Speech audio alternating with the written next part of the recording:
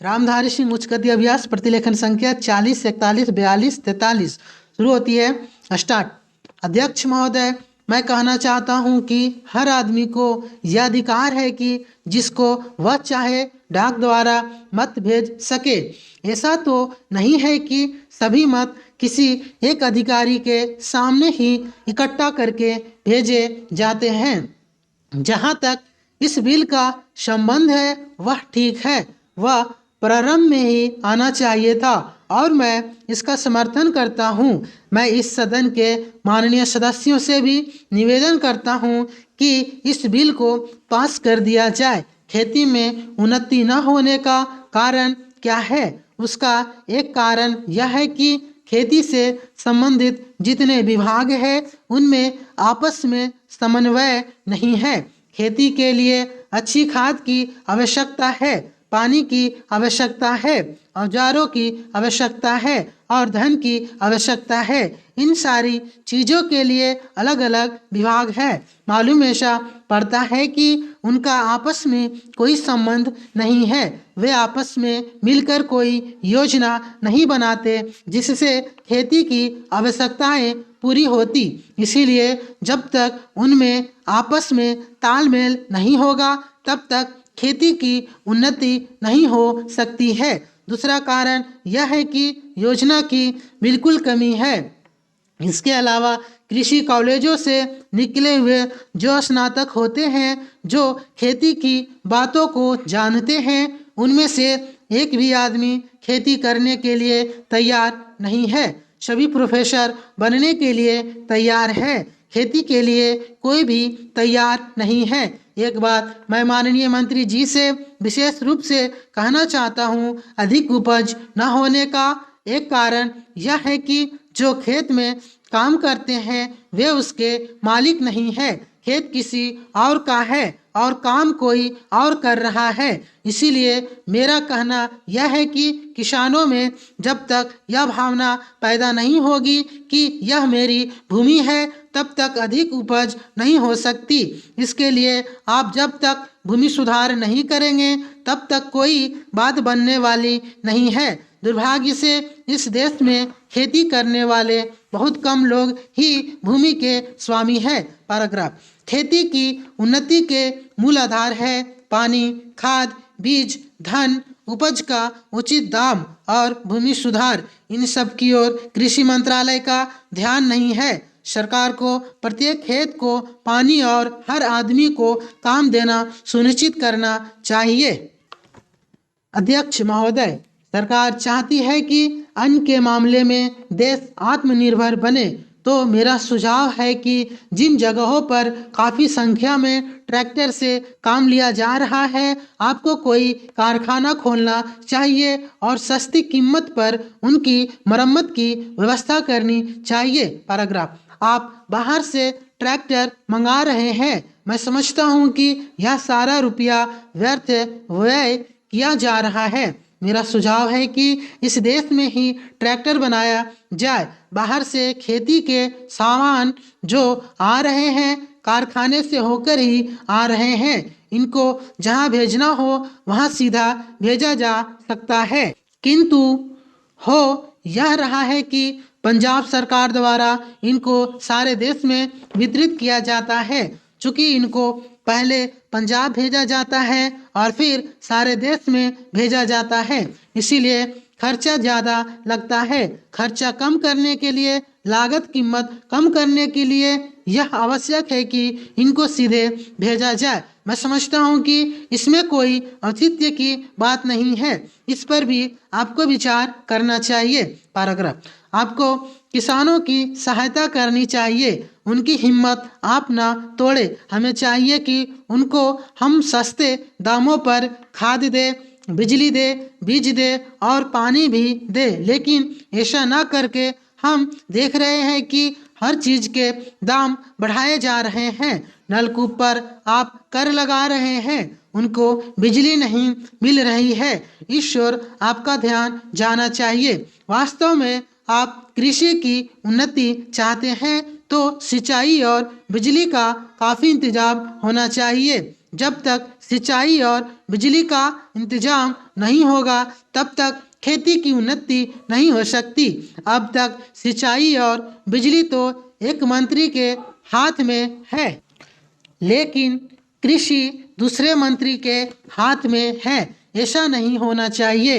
सिंचाई, बिजली और कृषि अगर किसी एक मंत्री के हाथ में हो तो खेती की उन्नति का काम सरलता से हो सकता है। मेरा निवेदन है कि इस ओर भी आपका ध्यान जाना चाहिए। समाजवादी समाज की रचना की बात बहुत कही जा रही है। गरीबी को दूर करके हम सबको बराबर लाना चाहते हैं, लेकिन देश में गरीबी आज भी बढ़ती जा रही है। मैं यह नहीं कहना चाहता हूँ कि हमारे देश में सरकार ने कुछ नहीं किया है। अध्यक्ष महोदय, बहुत कुछ किया है, लेकिन महंगाई बढ़ती जाती है और इस कारण से जो देश की खेती की या किसानों की उन्नति हुई भी है वह महंगाई के कारण समाप्त हो गई है। तो ऐसी स्थिति में अगर हम किसान को अन्न की उसके पैदावार की कीमत अधिक नहीं देंगे तो हमारे देश का कल्याण नहीं हो सकता है। मैं कोई यह नई बात नहीं कह रहा हूँ।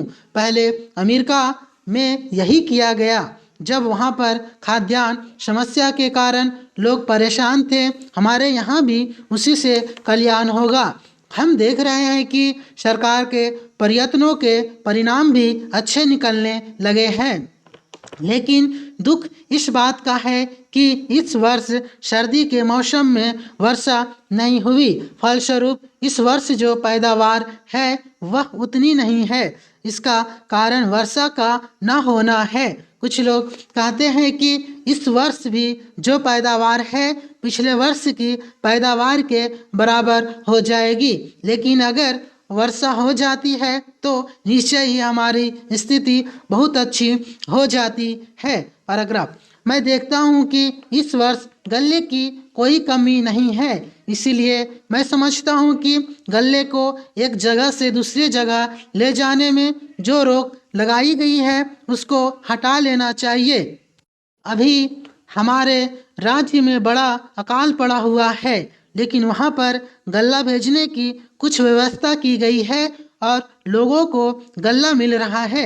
इसका परिणाम यह हो रहा है कि कोई भी आदमी भूखा नहीं मर रहा है। पिछले 2 वर्षों में कोई आदमी भूखा नहीं मरा। यह हमारे देश की सरकार के लिए बड़े ही संतोष की, बड़े ही गर्व की बात है। यदि अन्न की उपज हमें बढ़ाना है तो हमें पानी का इंतजाम करना चाहिए। आज वर्षा की बहुत कमी है। विशेष रूप से मैं अपने क्षेत्र की बात आपको बतलाना चाहता हूँ। 20 वर्ष पहले जितनी वर्षा वहाँ होती थी उतनी ही वर्षा आज भी होती है। वहाँ नहर भी है, लेकिन नहर का पानी वहाँ नहीं जाता है। नहर के पानी को आगे ही रोक लिया जाता है। बांध भी बना है, किंतु हमारे राज्य के लिए पानी नहीं दिया जाता है। इसका परिणाम यह होता है कि पानी न मिलने के कारण लोगों को काफ़ी परेशानी का सामना करना पड़ता है। कुछ लोगों ने नलकूप भी लगा लिए हैं जिससे लाभ हुआ है। माननीय सभापति महोदय, मैं आपका बहुत आभारी हूँ जो आपने मुझे इस बिल पर बोलने के लिए समय दिया है। यह जो बिल सहकारिता समिति को एक समिति में भेजने का निश्चय किया गया है, जिस पर कल से बहस हो रही है, उस पर मैं आपके आदेश से कुछ कहना चाहता हूँ। श्रीमान, इस बिल को देखा जाए तो यह समझ में आता है कि यह कोई नया बिल नहीं है, बल्कि जो सन 1912 का कानून है उसी की लाइन पर बनाया गया है और कोई नई बात नहीं रखी गई है। पैराग्राफ, श्रीमान, इसमें सहकारी खेती की बात रखी गई है। अगर यह कहा जाए कि यह कोई नई बात नहीं है तो गलत नहीं होगा। जहाँ तक सहकारी खेती का संबंध है तो उसकी तरफ जनता और विशेषकर किसानों का बिल्कुल कोई झुकाव नहीं है और उनका झुकाव न होने के कारण उन्होंने उसे उस सीमा तक नहीं अपनाया जितनी सरकार को आशा थी। श्रीमान, आपको मालूम है कि नागपुर कांग्रेस में यह प्रस्ताव पास हुआ है कि सहकारी खेती कराई जाए। पूरे देश में इस समय इसका जोर चल रहा है और इसको लाने के लिए ना मालूम इसके कितने रूप रखे गए हैं। यह कहा गया है कि इसके अंदर कोई जोर नहीं है। अभी एक माननीय सदस्य कह रहे थे कि राजनीतिक पार्टी के लोग यहाँ पर सहकारिता के संबंध में कुछ कहते हैं और बाहर किसानों से कुछ और ही कहते हैं। वे किसी से यह भी कहते हैं कि तुम्हारी जमीन छीन जाएगी। मैं यह निवेदन करना चाहता हूं कि यह जो कहा गया है और किसानों के अंदर जो भावना पैदा होती है वह इस बिल से साफ स्पष्ट होती है कि वह गलत भावना नहीं है।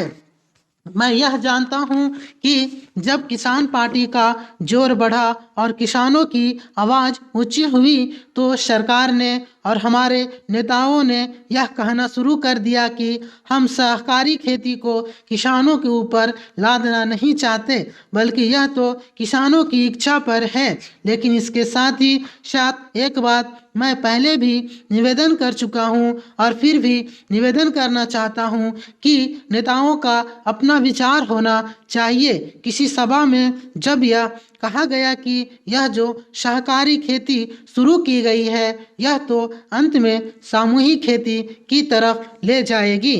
समाप्त।